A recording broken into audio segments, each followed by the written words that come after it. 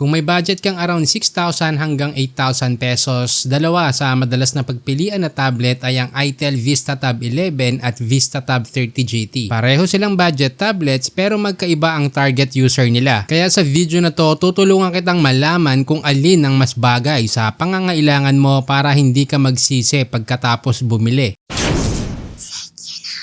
Kung tablet para sa online class o para sa anak mo, ito ang unang dapat mong tingnan. Ang pinakamalaking selling point ng VistaTab 11 ay ang built-in learning center at parental controls. May app lock at content filtering kaya mas madaling kontrolin kung ano lang ang pwedeng gamitin habang nag-aaral or pag ginagamit niya. May 128GB storage ka na rin para sa school files, learning apps, videos at iba pang downloads. Kung kulang yan, may microSD slot para madagdagan ng storage. Kung online class, pangbata o family tablet ang hanap mo, dito talaga lumalabas ang pinakamalaking value ng VistaTab 11. Pero kung performance ang priority mo, ibang usapan naman ang VistaTab 30 GT. Ang pinakamalaking advantage nito ay ang Helio G99 Ultimate Processor. Mas mabilis ang overall performance kaya mas smooth sa multitasking, social media, documents at kaya rin ang karamihan ng games sa decent settings. May 11-inch 2K 90Hz display rin kaya mas malinaw ang screen at mas smooth ang scrolling kumpara sa typical budget tablet. Mas enjoyable tong gamitin sa movies, reading at everyday browsing. Dagdag pa ang keyboard at stylus support kaya mas praktikal para sa school o work. Mas madali kang gumawa ng documents, mag-take ng notes o mag-edit ng files kapag kailangan. Kung gusto mo ng tablet na kayang pagsabayin ang entertainment, productivity at casual gaming, mas lamang ang VistaTab 30 GT.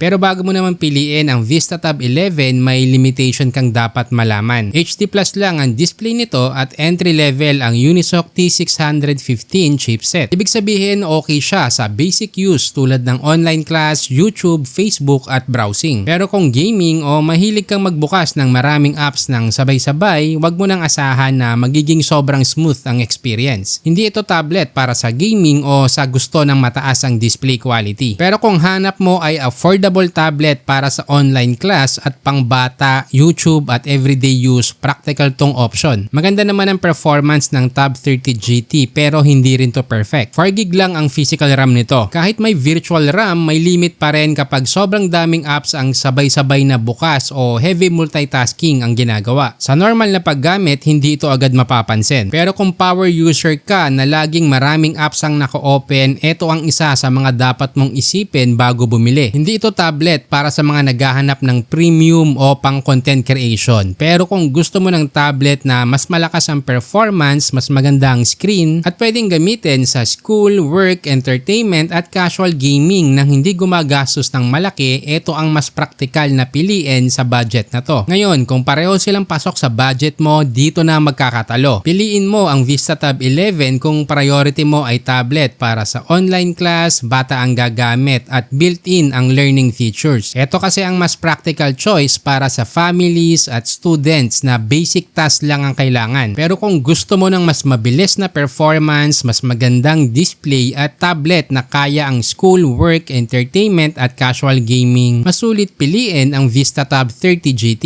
Madaling salita, Tab 11 para sa learning at everyday basics. Tab 30 GT naman para sa performance at mas versatile na paggamit. Parehong sulit sa 6,000 hanggang 8,000 pesos na budget. Pero magkaiba ang target user nila. Tandaan mo, the best tablet isn't the most expensive. It's the one that fits your everyday life. Nilagay ko na din sa description yung links kung saan mo ito mabibili. Kung gusto mo pa ng buyer guides, bago bumili ng gadget, mag-subscribe ka na sa Tech You Know.